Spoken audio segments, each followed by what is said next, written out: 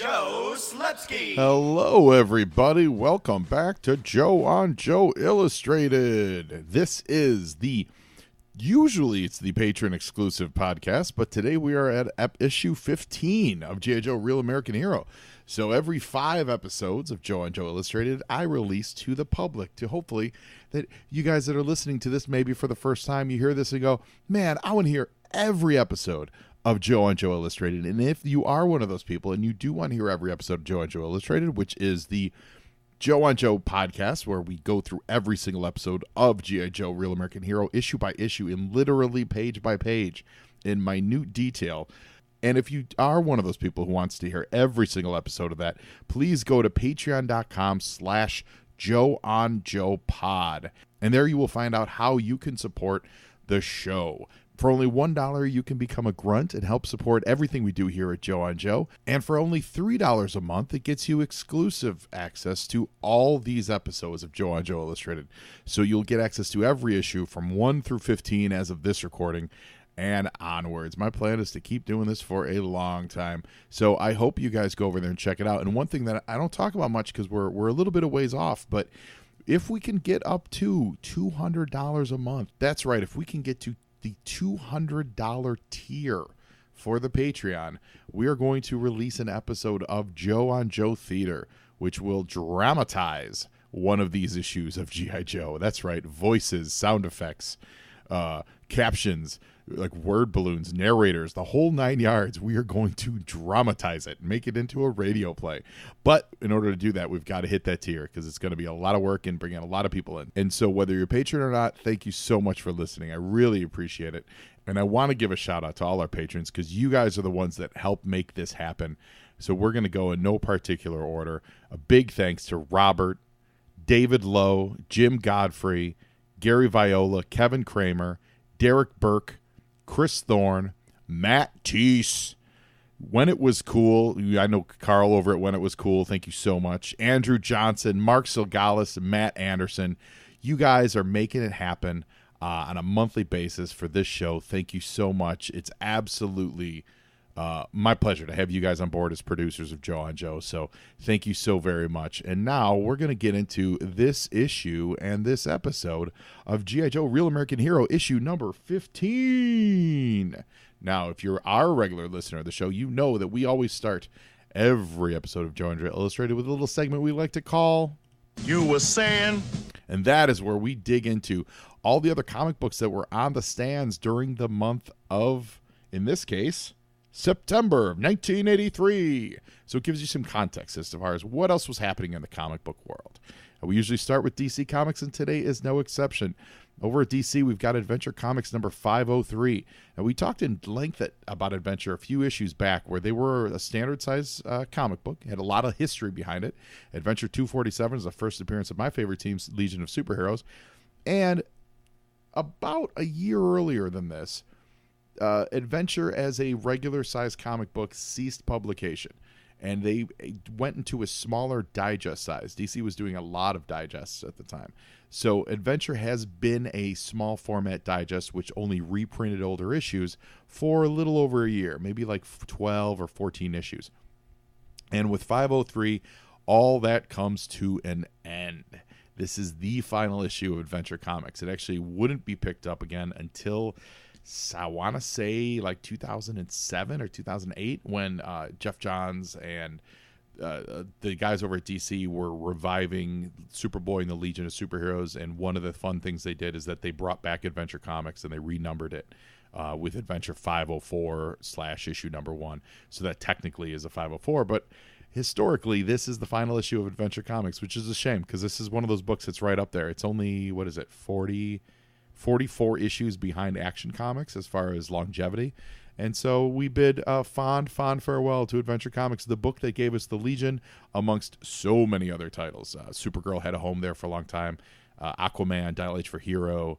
And so Adventure Comics, we bid you a fond farewell. Thank you so much for all you did for us. The digests continue this month with the Best of DC, issue number 40. It's the Fabulous World of Krypton.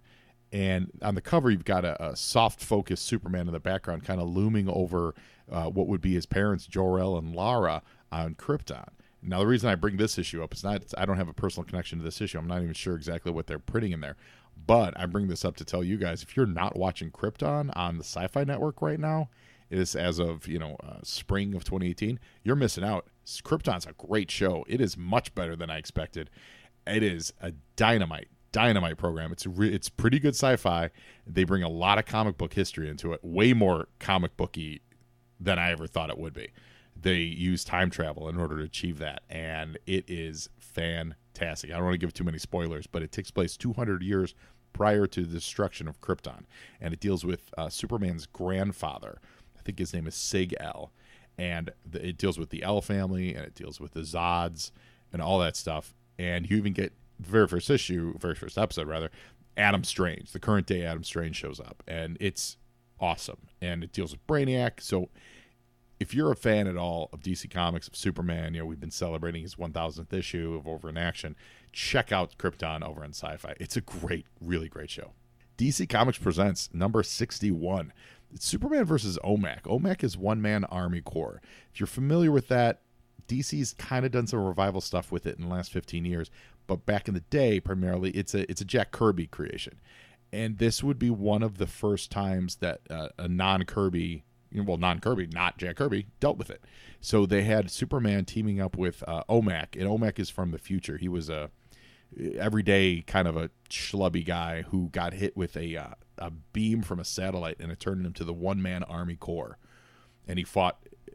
Kirby was doing a lot of anti-corporation, anti-consumerism stuff in the 70s, especially over at DC. His Commandi stuff was dealt with that. OMAC certainly dealt with that. Machine Man over at Marvel dealt with that a little bit. And to see in this issue of DC Comics Presents, we've got George Perez drawing OMAC. I can't tell you how much I love George Perez's artwork, especially this early 80s stuff. It was really, his artwork's always tight, but it was like there's this real tightness to it, a tautness to it, rather. And it's awesome. So the cover's great. You got Superman and OMAC both punching at the same, it seems like the same kind of enemy. And since OMAC's in the far future, maybe they're coming at it some kind of time travel thing. I have this issue, don't recall it exactly, but it's also written by Len Wein. Recently passed Len Wein, who's amazing, created Wolverine and Swamp Thing and all that stuff. So this is a really great book to pick up. Superman and OMAC, DC Comics Presents, number 61. Big Wedding Bells in Legion of Superheroes Annual Volume number 2. Princess Projectra and the Karate Kid. No, not Ralph Macchio. No, not Danny Zuko. Danny Zuko was from Greece. Danny, whatever his name was from the Karate Kid, and no Billy Zabka, no, none of that. No Johnny, sweep the leg. This is the Karate Kid from Legion of Superheroes, Val R. Moore, who was totally a let's capitalize on the karate hype of the 70s character, but he married Princess Projectra, who was an actual princess from the planet Orlando, and she could project these fantastical illusions in your mind so real that you would think they were 100% real. And they married. And, of course, we know because it's comics, their marriage would last forever with wedded bliss, and they would live happily ever after, and nothing bad would ever come of this union. Ever. What we've got here is a game of dirty pool with a capital D for Destro.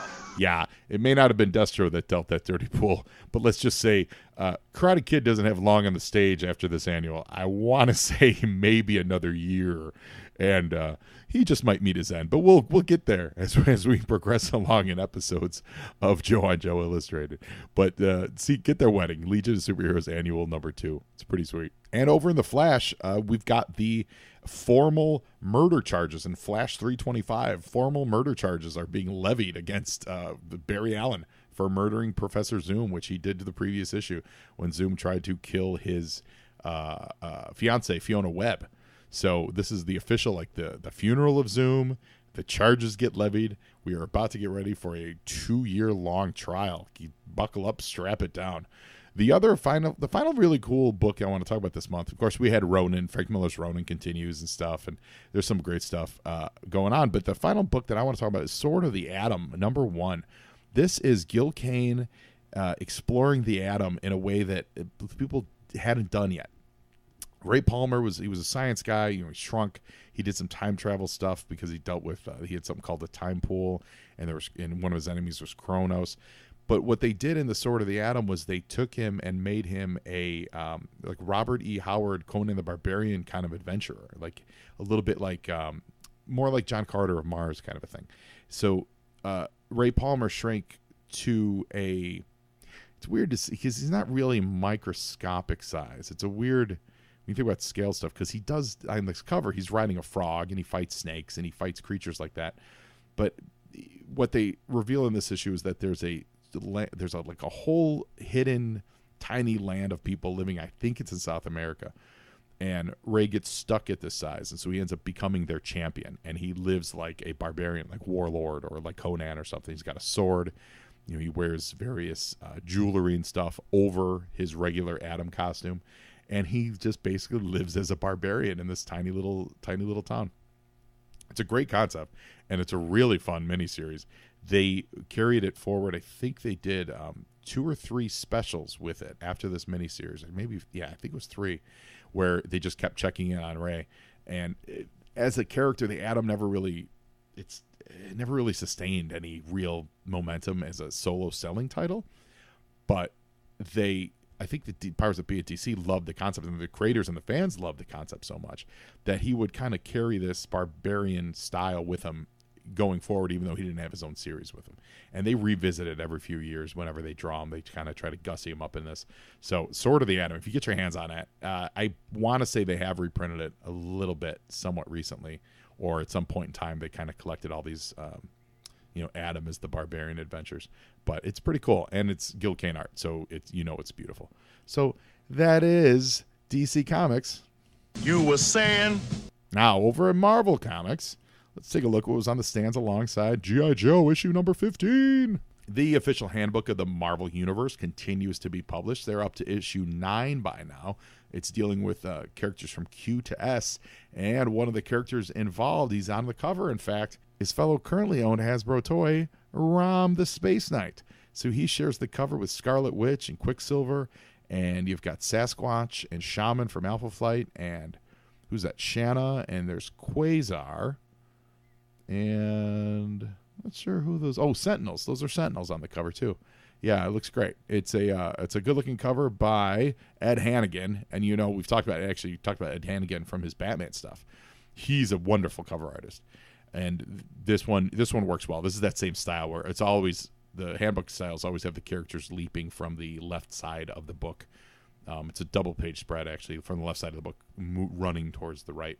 So there's not much in design that really varies, but just the figures look strong and good. So yeah, Rom Space Knight, if you're following along the IDWs, you can pick up his Handbook of the Marvel Universe in issue 9 in this month of September of 83. Just get a time machine. Take care of it.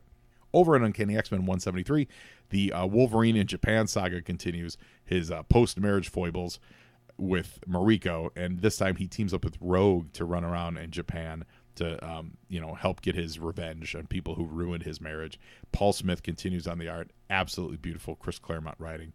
It's a great cover. It's a classic cover, actually. One of the better remembered ones. It's Paul Smith's Wolverine kind of hulking over, and in the background, kind of not covered at all by Wolverine, but angled at the right perspective, like is Rogue kind of following in his footsteps with an all black background. It's really sweet. Hawkeye number 1. This is the first mini series for Hawkeye, and it's funny. This book would sit on the back issues forever, like as a $2 or $3 book. No one ever. This isn't that great.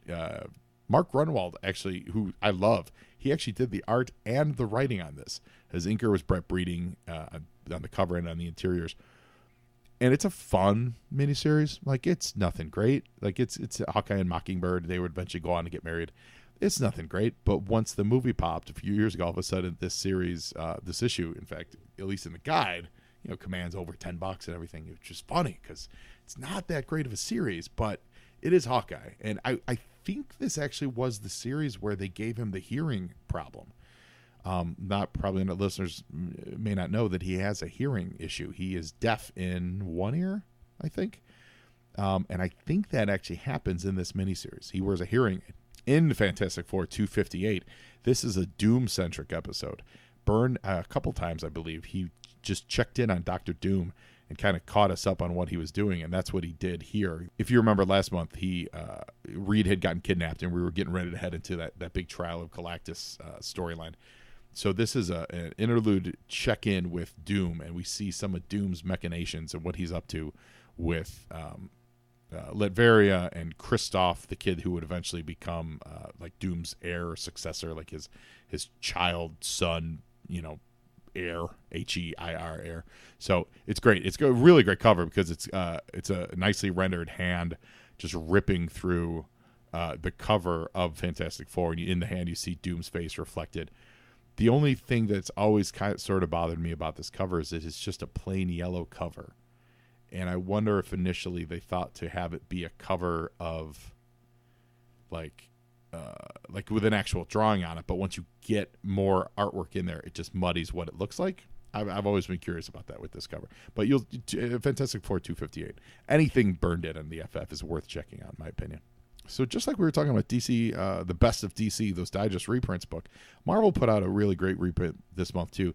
In the early 80s, Marvel was doing these special editions. They did them for who they do them for? Star-Lord.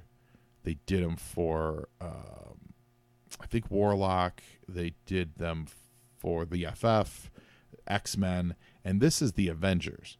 And this is the Kree-Skrull War. And this is where it reprints those issues from the Avengers, like 93, and I want to say the Skrull War ran like 6 issues. It was a loose crossover. It wasn't like today when we would say it's like a big crossover where it's issues 1 through 6 all sequential. This was more of a kind of a loose background story that kind of came to a head. If you've never read the Kree-Skrull War, it's fantastic, and I think they're touching on that in the Ms. Marvel or Captain Marvel movie that they're doing. But this was the Marvel reprint special edition to get people interested in it, and it's got a beautiful cover by Walter Simonson and Tom Palmer. Fantastic, and it's got some original artwork to kind of do a prologue to the issue because it reprints issue 93, and the prologue is by Walter Simonson and Tom Palmer. Tom Palmer's a really talented inker, and his son, Tom Palmer Jr., also picked up the mantle and did a lot of great stuff for a long time. So you got the Kree-Skrull War special edition, guest starring the Avengers. Issue 1 hit the stand this month. And the final little bit of Marvel Comics you were saying, a little bit of trivia for you kids. So if you guys loved the Guardians of the Galaxy, the very first movie, as much as I did, then you know that the movie opened with Star-Lord stealing that artifact on a planet and escaping with his, by the skin of his teeth. And as his ship, the Milano, named after Alyssa Milano, screams up in the atmosphere, a young girl, a pink-skinned alien, kind of pokes her head out from below, and he's like, "Oh, I forgot you were there." And it's kind of the joke that he, had a lady friend over and just completely forgot about her because he's so focused on himself. And he says her name is Barit. Barit actually is from the comic books, and she was a guest star in the Incredible Hulk series. And this issue, in this month of September of 1983, was Incredible Hulk 287, and it is, as of this writing, Barit's final appearance. She was I'd call her an intergalactic Kardashian, actually. She was obsessed with fame on an intergalactic scale, and she followed the Hulk around and followed Bruce Banner around for a year's worth of issues, and she had cameras that always followed him, and she was trying to make like basically a reality show before they called him that, but for the galaxy. Like she wanted to be famous. And this is Barit's final appearance. She basically lands in Hollywood and gets entranced with being a star in Hollywood, and she says, "I'm going to stay here," and then she's never been picked up on again, as far as I could tell, Googling this issue, because on the wiki they call it her final appearance. So I'm like, oh, she must have died in this issue. She doesn't die. She just goes to Hollywood, where, apparently it's where people go to have their final appearance. So this is Barit from the Guardians of the Galaxy. Her final appearance is a fun one. Incredible Hulk 287. And that is it for Marvel Comics. You were saying? Now let's move over to the film world. Last month we had fun things like Strange Brew and Easy Money, Cujo. Well, this month I feel like they're still coasting on the success of the previous months, because it's a rough couple weeks to start the month of September. Escape from the Bronx. It's a lot of B movies. Revenge of the Ninja. Okay. Vigilante, which is like it's a B, C level take on the Warriors. Bad. bad films. Until you get to September 23rd of 1983, you've got an all-time classic, in my opinion, Eddie and the Cruisers. If you don't know Eddie and the Cruisers, then you don't know Eddie Wilson.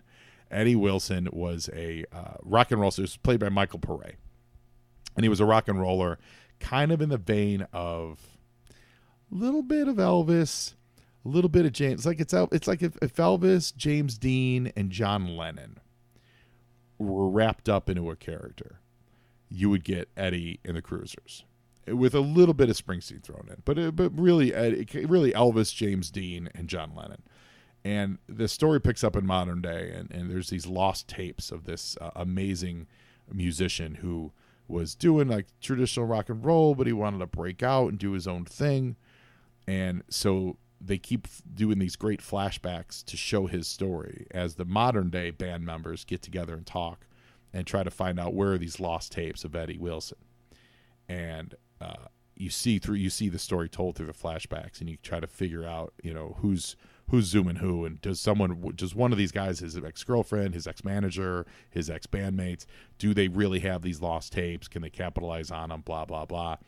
And, they're swirling all around it is rumors that Eddie's alive, but you never see him. You don't see him. So Eddie, you never get an answer to whether Eddie's alive or not. And I'm not going to spoil it for you, but that's one of the mysteries. So is Eddie still recording music? Is he alive? So it's got that Elvis, like Elvis never died kind of vibe to it. It's wonderful. I revisited it recently because I hadn't seen it forever, and I'm just going to grab it off Amazon. I love this movie. It is such an amazing film. The soundtrack is knockout. It's by Bill Cafferty and the Beaver Brown Band, or John Cafferty and the Beaver Brown Band. That's it. John Cafferty and the Beaver Brown Band. Very Springsteen style, and I love Springsteen. But dynamite music. So Eddie and the Cruisers, September 23rd. Fantastic. And then 5 days later, you got The Big Chill. Big Chill's an amazing film. That's the reunion movie with like everybody in it. Tom Berenger, Glenn Close, Jeff Goldblum, William Hurt, Kevin Kline, Mary Kay Place, Meg Tilly, Jo Beth Williams, and the guy in the cast. It's about a group of college friends who get together for technically a reunion of sorts when one of their friends dies.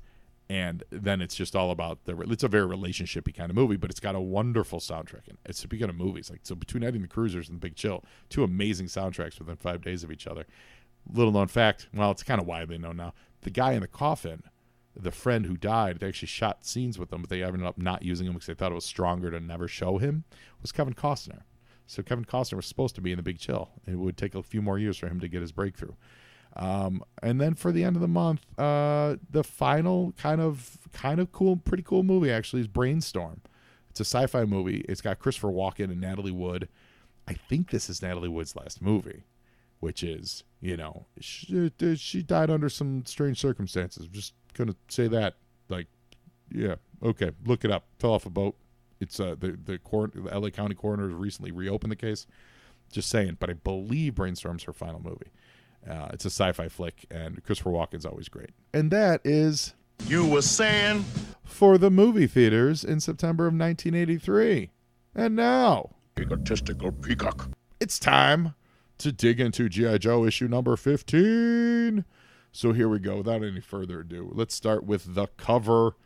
It's by Mike Vosberg, John D'Agostino, and it's fantastically fun. It's actually a great cover from a storytelling perspective. I really like it. It feels like it's you're getting a glimpse onto the inside of the comic. It's not representational at all. It is a literal, this is something that happens in the comic book. There's no real captions on it. There's no dialogue. There's no word balloons. It is just Dr. Venom kicking Snake Eyes out the hatch of a Cobra plane. You can see that there's bombs there, so you can see that tells you it's a warplane. There's great detail on the radios and stuff like this. It really feels like a splash page that they just took and made into a cover. Snake Eyes is in great peril, but he's strangely not the focus of the page. That's the thing. There is no real focus. The focus is on the action of Venom kicking Snake Eyes' hand. The focus is not on literally anything else on the page. It is here's a picture of a guy kicking another dude out of a plane, and let's move on. I like it though. I like it. I like from that slice of life perspective, not necessarily from a oh, you remember that great cover perspective, but from this is something that happens inside the comic. If this doesn't excite you, then maybe this isn't for you. Yo, Joe! Now, the story starts Red Eye to Miami, and it's a script by Larry Hama, Mike Fosberg pencils, John D'Agostino, Rick Parker on letters, Andy Yankus as the colorist, Danny O'Neill and Jim Shooter did the editing. And we got a great splash page with these military guys who last issue they showed up and kind of revealed themselves to be Cobra Troopers. And in the previous issue to that, the prior issue to that, they just showed up and we didn't know. Like, we didn't understand why these two seemingly on the same side guerrillas were kind of fighting against each other. But then we learned last issue that they were Cobra soldiers. And what the first few pages of this comic does, it does something that's rarely done in this era, or like in these Joe comics. It's doing something that was really a throwback to like movie serials, where it's retelling an entire chunk of the action that we got last time. And it's doing that to set us up for the payoff that we're going to get on the next page. So in the last issue, though, we've already seen this exchange. We've seen that Dr. Venom and Snake Eyes get ambushed by these guys, that Venom pleads for his life, and that they kind of banter back and forth. Should we kill him? Should we take him with us? We were just going to rip their heads off and carry their heads with us. Like this, we've seen this all before. So if you're reading it back to back, there's kind of a little bit of deja vu going here. Yo, Joe! And that continues throughout these first two panels here, where Venom explains, I can fly a plane. Like, you need me to fly the plane, blah, blah, blah. Don't worry about that Quinn guy.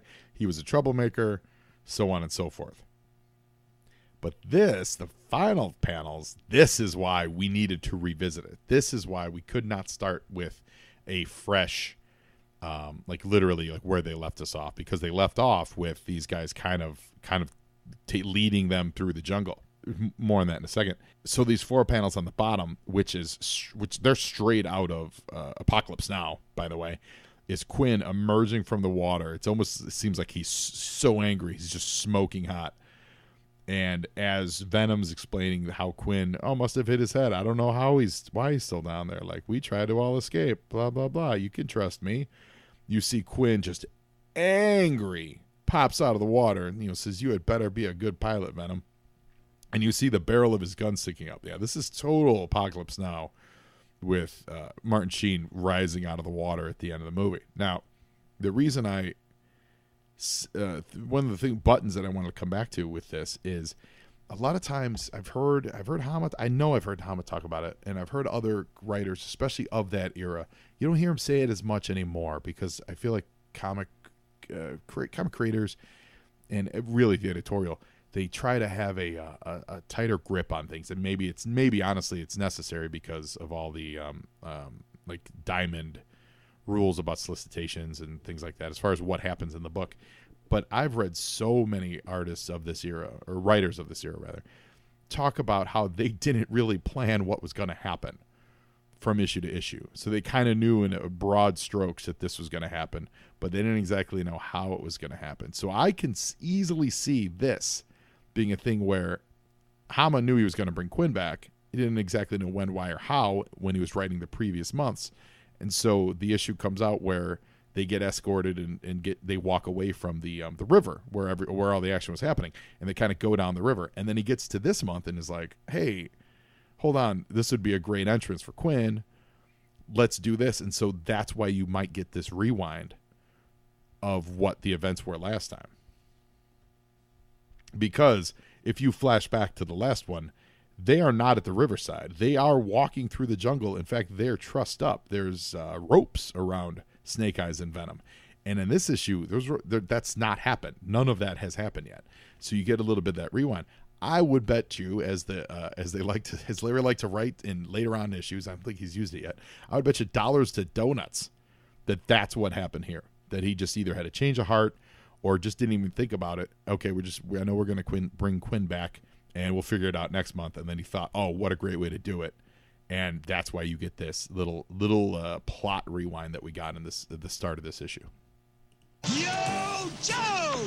And Quinn just lets loose. Like it's go time.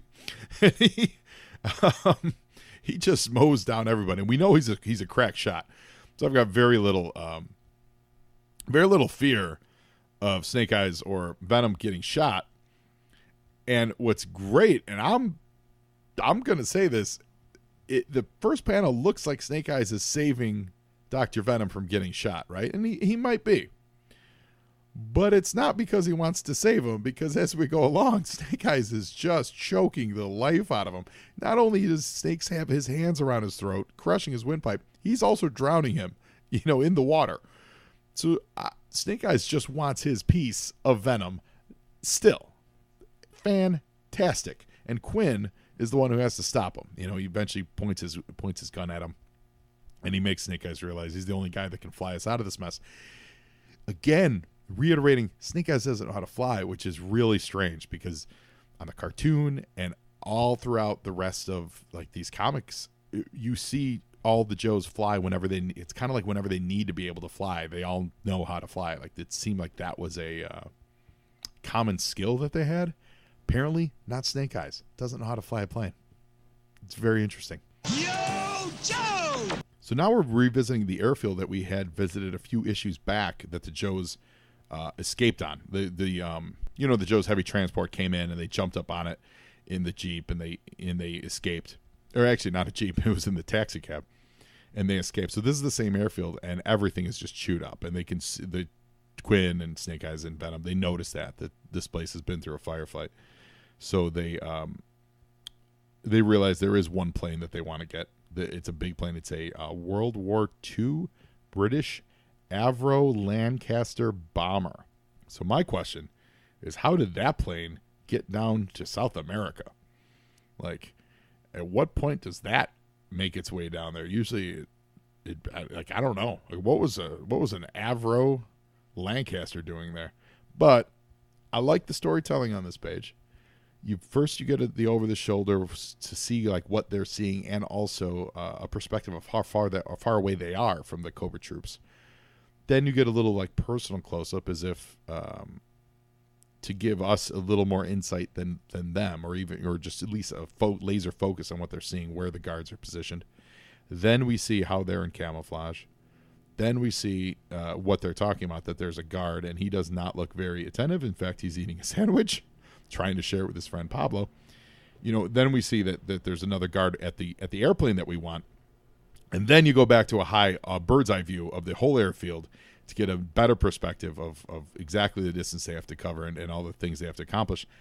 And then it brings us right back to where we started. So you've got this great, like a zigzag, but it takes you where you started line. So if you start at the upper left, it kind of goes all the way to the bottom, and you're back to where you needed to be. I like that. I like that a lot. This little inset panel at the bottom. You didn't need that. You could have accomplished what they're saying at the bottom. You could have accomplished that without doing the inset and just drawing more of the airfield, But it brings it back to personal. It's almost as if this page is the mission briefing pages that we would get a lot in these early issues, where Hawk would be like, all right, here's what we're gonna do. We got to do this, and that. But this is all them in the moment on the airfield, and it's not a briefing. It's just, this is how we got to stop these guys, otherwise we're all gonna die. Yo, Joe! And in the best tradition of the silent issues, we get Quinn silently taking out the sandwich eater and his friend Pablo, who apparently did or did not share the sandwich, and a smoke. So Quinn takes them both out. And now last month, wait a minute now, hold on. Snake Eyes, that's Snake Eyes, because if you look close, you see his goggles. Snake Eyes takes out one dude. So I'm going to make an amendment. Ladies and gentlemen, last month we started our Snake Eyes kill count. We were up to 15. We are now up to 16. I'm going to say Snake Eyes just killed that dude. Quinn, he doesn't count. So Snake Eyes kill count officially up to 16. Ding, ding, ding. And they all climb into the plane that gun turret looks like something out of Raiders of the Lost Ark that Marion was stuck in. And we've got Quinn doing the heavy lifting of the narration, really, of the exposition, of telling us what's going on. And again, what's great about Larry's writing and Larry's just general knowledge of the stuff is that he's teaching us not all of the things that it takes to fly, but a lot of the things that an actual pilot would have to go through, Got Venom say master fuel cock set to start. fuel pumps, advanced retard ignition lever on, inertia starters, like all these things I'm assuming are actual things that were on this plane. And they describes the gun. It's a twin 303 Brownings. And then Quinn gets in the engineer seat and explains he's only single engine qualified, meaning this is a multi-engine. But then he could tell about the oil pressure low or the manifold's too high. Like, these are all very technical things that unless you knew something about it or did the research on, you would have no clue about. But by Larry taking the time to kind of explain that for us, I always took this as a wonderful learning tool and a wonderful way to elevate kids who were reading these comics. Yo, Joe! Really sweet panels up top here. So we got the airplane getting ready to go, and there's 4 props on this airplane. And the way they broke this panel up is in between all the props are all the major players. So the first one is Venom turning the props on. Then we see that the props are rolling. You get Snake Eyes, what he's up to. You get Quinn, you get Venom, and you see in the middle, the third, I guess the third from the left, that prop's not turning. It's their port inboard engine. It's not turning over. It's just a real nice choice of how to place everybody here, and it makes it really personal instead of just, oh, this plane engine is starting. It's, oh, these guys' lives are at stake. You even get great beads of sweat on Dr. Venom. And now the guards in the tower have absolutely noticed this, and they start shooting at him. Snake Eyes is shooting back, and we're getting some runway action, and we're some explanation of how far they have to be, how much engine power they need to get this thing lifted. So they're asking Snake Eyes blow up all the other planes. And Botsberg does a great job of keeping us oriented and understanding where everything's at. Because you got the guys shooting from the tower, and then in the next panel, the tower is still in the picture, and you see the shots. It's very light, but you see them pointing towards the plane. And they're going past these other fighter jets. And then you get the plane doing the U-turn, and he still keeps the tower in the very bottom of the picture, and you see those other 2 planes. So now you know that they're heading back that way, and now Snake Eyes has turned his attention over to hit those planes, to take those planes out so that they can't chase them in the sky. It's a delicate and tricky thing, especially for a location that we don't know. We've seen for the last few years, but we don't really know the layout. So it's a good job on that. Yo, Joe! Shaboom, shaboom. A big explosion up at the top of the page. Shaboom, shaboom. That's fun. So when Snake Eyes is done tearing up those planes, he once again starts shooting at the tower, and they're gonna set up a blockade. Basically, these guys don't have enough engine to get off the runway. This is like every, Fast and the Furious movie, every escape movie with the plane. Someone's always like, "We're too heavy. We don't have enough this. We can't. The runway's too short. Like, we're not going to be able to do it." And again, you get Venom really sweating it out. Quinn is chill, but he's just yelling. And Quinn will not put down the flight manual because he does not trust Venom. So he's doing all the heavy work. Quinn's a bright dude. Quinn is a bright, capable guy. Yo, Joe! And we have another high-profile shot, again keeping us oriented because you've got the burning jet fighters in the bottom. I guess they weren't jets, but they were like World War II era planes. They're burning on the bottom. And now we've got the blockade that they were talking about, and the image is bracketed by the spotlights because it's nighttime. So you don't see the surrounding jungle. You just see what the lights show us of the runway. We get more technical information from Dr. Venom talking about like unfeathering the prop, mixing the fuel. He's trying to get that engine to turn over. We get the fut. And then finally, basically what he's doing is he's trying to push start it. So he's trying to get enough wind going on the prop. Basically, my understanding of it is like he put the clutch in, like he just let it go free, and once it gets rolling enough, that's when he can turn on the fuel onto that engine, and then it would catch, like it would just start up. That's my understanding of what he did, and we get that.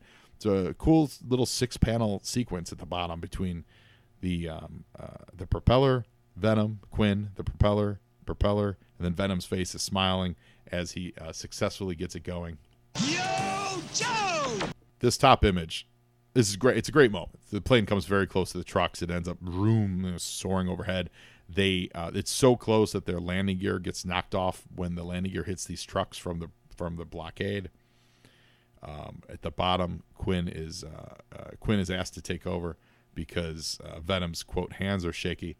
But from the image that was drawn on top, it's an awkward angle. Like it looks like the plane, there is absolutely no way. Like it almost needed to be a little bit, the camera needed to be a little bit lower on the picture, because it's just kind of doing a weird, like it's overhead, and so from that angle, not complaining, it's a tricky shot to pull off, and I think it's fun. I think it's a real fun sequence, and absolutely gets across what we wanted to see, which was, these guys barely escaping by the hair of their chinny chins. Yo, Joe! Dr. Venom may go down in history as the most Weasley of all Cobra Weasels. This guy, at every turn, tricks, lies, cheats, double crosses every single person he comes in contact with. Like, everybody. They just escaped these guys.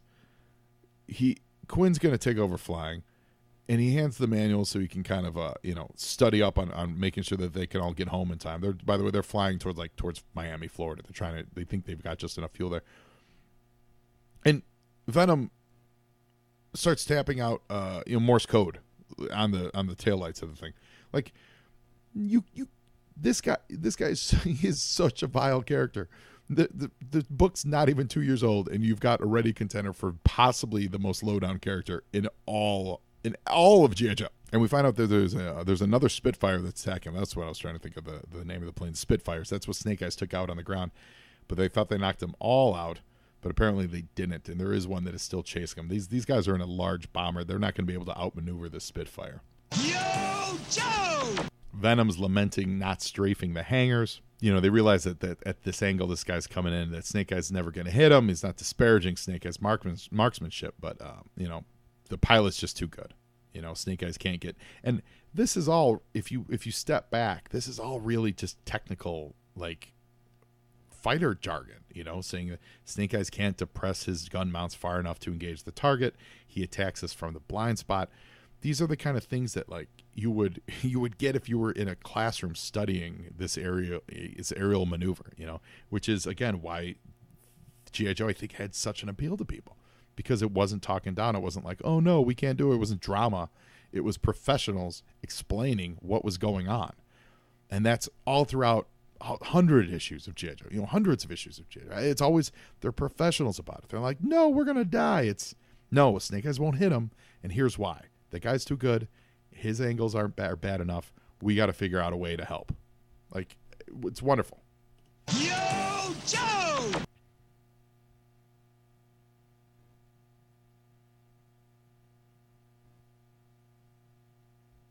And they do that by turning off all the running lights, because we know we're at night, because earlier we saw the shadows and stuff on the airfield. And they turn off all the running lights, and then they flip them back on real quick, and it temporarily blinds the guy. And when he's blinded, they pull up, and they were previously in a deep dive, so the guy didn't notice that he was heading straight into the ground.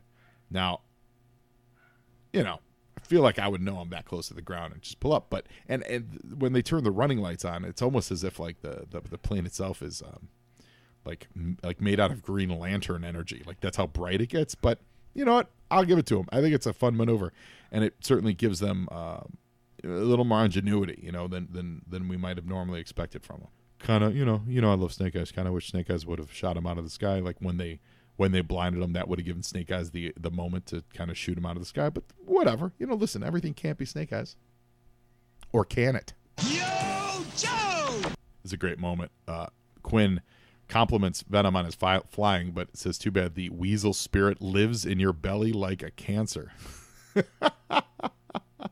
And for the record, I might carve your belly out, just so you know we're on the same. When you start thinking we might be on the same team, I'm going to cut your stomach open to get out the weasel spirit that only I can see.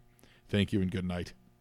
We cut over to Cobra headquarters, and we find out that Venom's alive, and he was tapping out Morse code. He has the formula for the serum. It'll stabilize that plague toxin that didn't work really well last issue. Baroness says that he's willing to forget previous indiscretions as long as they're able to help meet him in Miami. And we get Cobra Commander kind of poking around with Destro about, how did you know that G.I. Joe was attacking the furniture factory? And Destro lying, saying that it was Scarface that tipped him off. Even though, if you remember last issue, Scarface says to Destro, how do you know that they're going to the furniture factory? We all know why. Because Destro's trying to take over Cobra here in these early appearances. So if you're paying attention, it's really great intrigue. The plane is heading over the Gulf of Mexico, and they got the bomb bay door open, so it's kind of dragging the plane out. So they realize that they've got to close the doors because they're open, and it's eating up too much fuel. Yo, Joe! And this is the sequence that made up the cover page. So Venom asks Snake Eyes to go back and close the bomb doors, and of course, Snake Eyes steps on the bomb door, and that's when he opens the bomb door, and Snake Eyes falls, happens to grab a rope to rescue himself. Quinn grabs Snake Eyes, even though now Venom is like pulling the plane into like a steep climb, throwing Quinn off. He grabs himself. It's just so like they're trying to throw him out. The rope breaks, of course. Like everything's going wrong.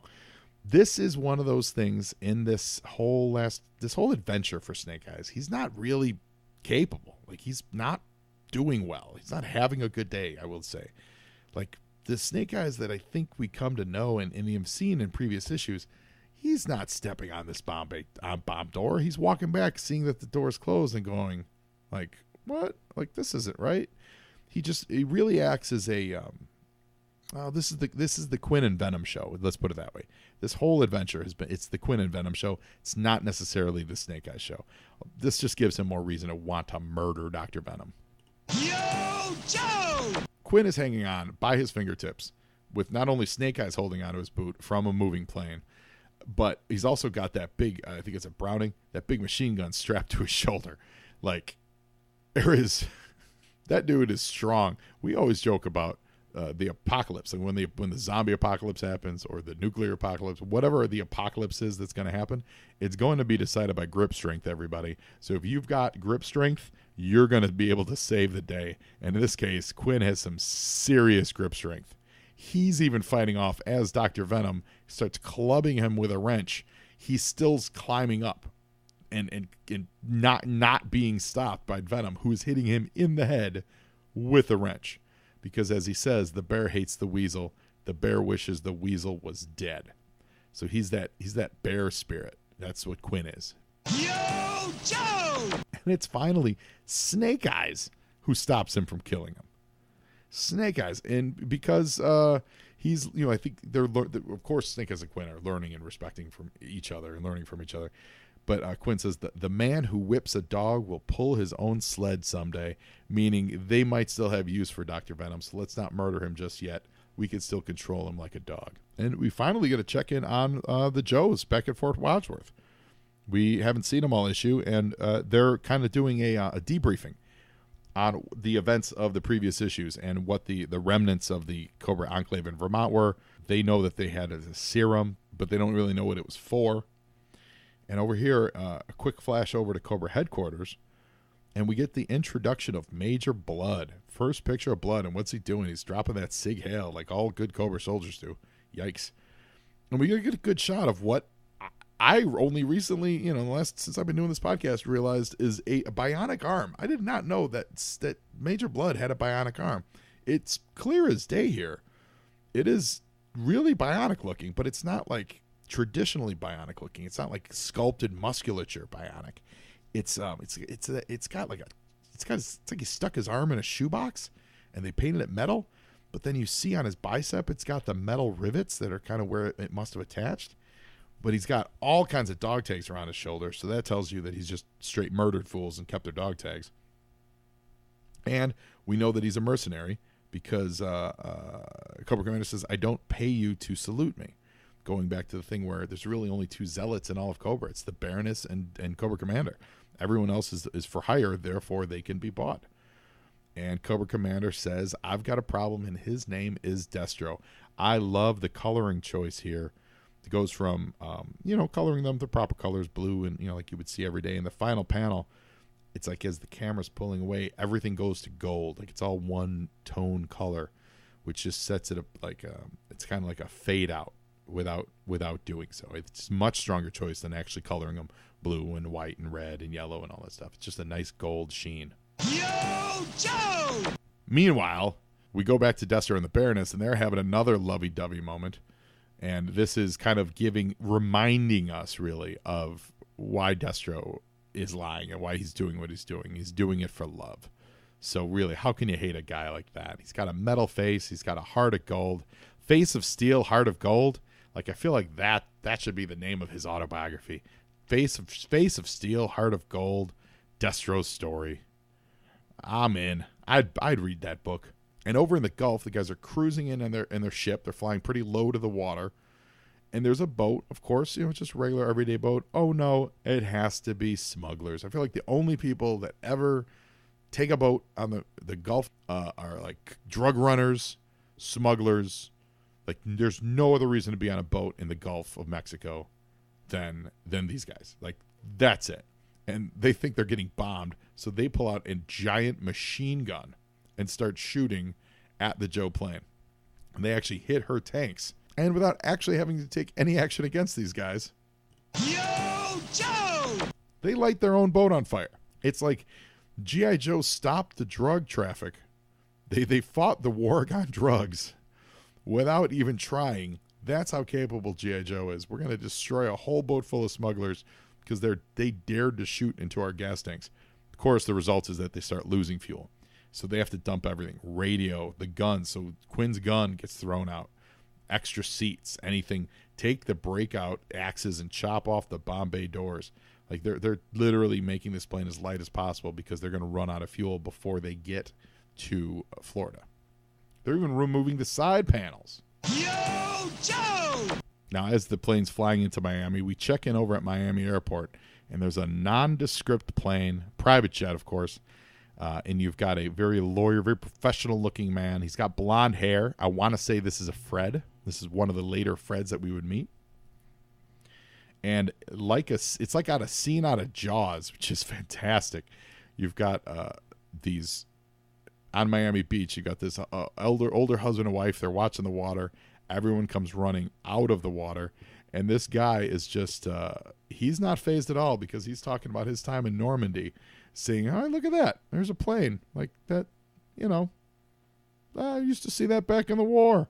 And he's just explaining things like, "Yeah, this is how they used to, for 6 months before Normandy, saw those Lanks wheel by the cliffs on their way back from paste and kraut roller bearing factories every morning."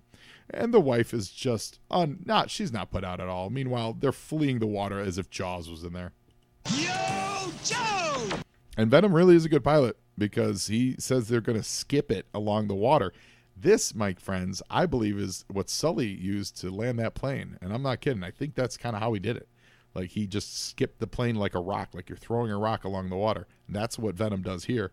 And the older couple who we're looking at them, I don't know who they are, but they look very specific. I would bet that they're someone like maybe Mike Fosberg's actual grandparents or something, or someone that worked in the Marvel bullpen. I would bet you these guys are real people. And this plane is absolutely coming to a stop within 5 feet of this delightful couple as he's regaling his wife, Estelle, with stories of World War II, hitting Omaha Beach. Sheldon and Estelle are fantastic. Yo, Joe! And the plane lands with a whomp and a spray of sand. She's upset because there's sand in her drink, but it is a landing you can walk away from, so that's the only kind of landing you like. There's a wonderful, this picture's great, a half circle of squad cars completely surrounding the part of the plane that's not in the water. They even have squad cars coming up from the water side to make sure they stop everybody. Someone is standing with their hands up in the air. I want to guess that's Dr. Venom, like surrendering. And Estelle and Sheldon have done absolutely nothing.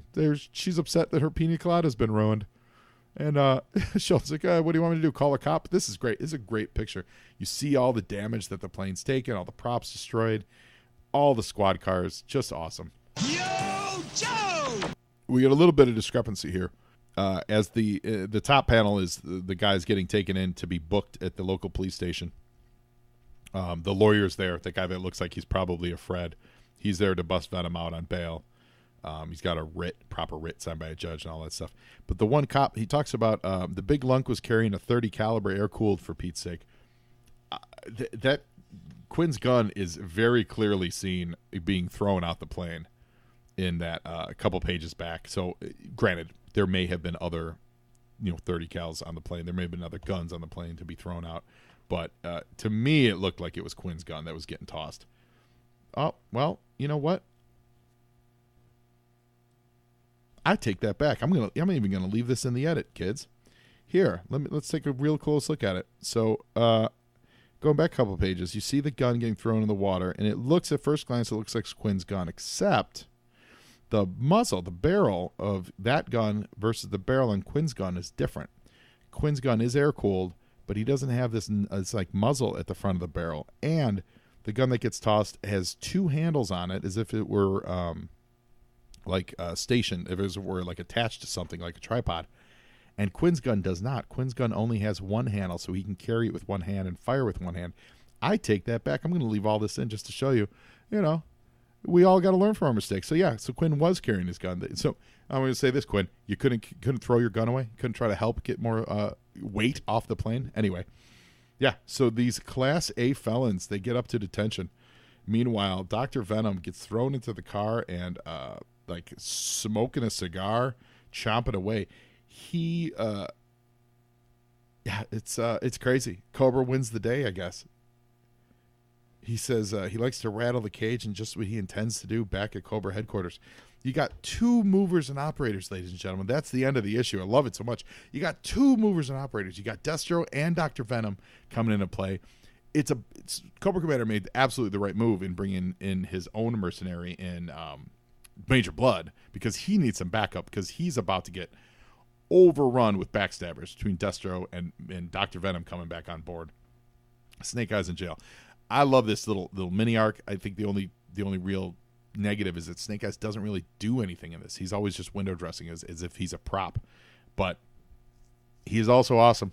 Quinn's fantastic, and Dr. Venom is a scum. He's just a double dealing, back crossing, back dealing, double stabbing. You know what I'm trying to say. So that's it. That's it for G.I. Joe number 15. I hope you all enjoyed it as much as I did. Remember, find me on Instagram, Facebook, and at Joe on Joe Pod, Twitter. Go to patreon.com/Joe on Joe Pod. If you like what you hear today, go on there and join up and listen to every single episode. I try to publish the illustrated episodes about once every 4 to 5 days, so we're on a faster schedule even than the weekly regular Joe on Joe podcast. So hope you guys enjoy everything you heard, and thanks again to all the producers out there. And now you, Joe, and Joeing is half the battle.